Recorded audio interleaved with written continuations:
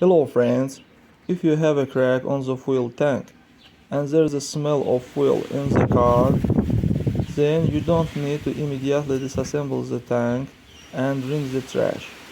You can buy the glue, it's very reliable.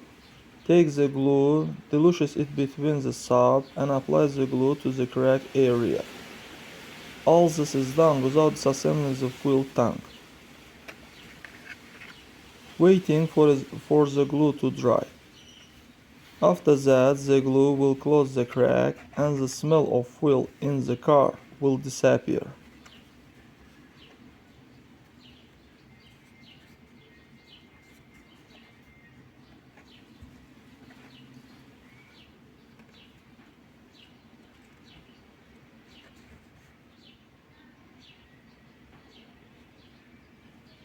That's all guys, subscribe to our channel, put like and don't forget to put a bell so as not miss new video on the channel.